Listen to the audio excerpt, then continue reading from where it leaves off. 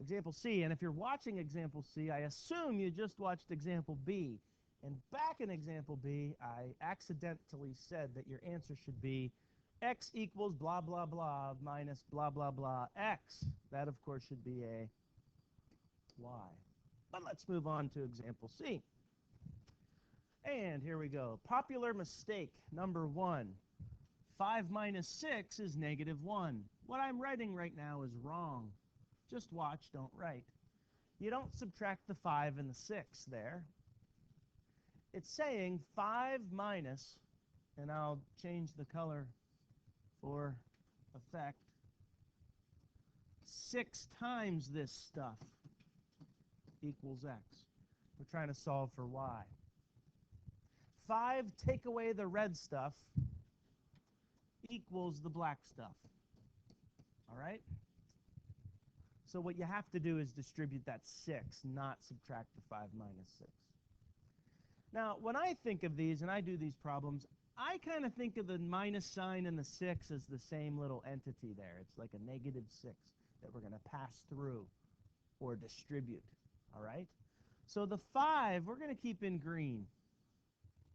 And the negative 6 is going to distribute to the y to make negative 6y. So minus 6y. And then the negative 6 will distribute to the positive 2 to make negative 6 times 2, negative 12. And that equals x.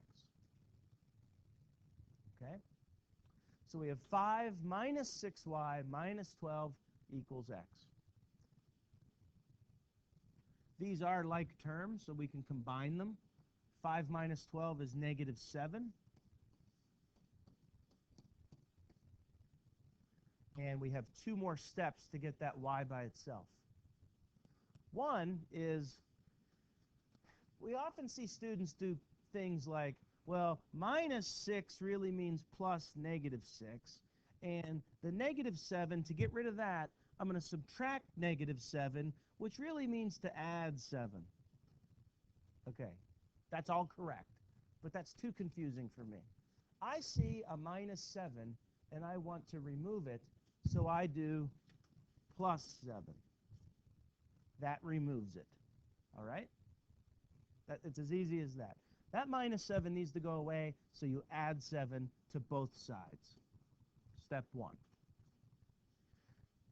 Don't forget that this negative sign still belongs to the 6. This negative sign still belongs to the 6. So when you divide both sides to get y by itself, you're dividing by negative 6. Negative 6. Now, I wrote it this way for now. That whole quantity, x plus 7, all divided by negative 6. Here's how we typically think of this. What number is understood to be here? 1. So do you see where I'm getting negative 1/6 in front of the x? That 1 in front of the x divided by the negative 6. X. Now, when you have a positive 7 divided by negative 6, it's going to turn it to minus 7/6. That's actually the preferred answer. Negative 1/6 x minus 7/6. Got the slope out front, got the y-intercept on the back. Looks like an equation of a line that I could graph in my calculator or by hand. So tonight, I'd like you to do the exercises 1, 2, and 3 at the bottom of page 2. We'll look at those tomorrow, and we'll move into lesson 3.1.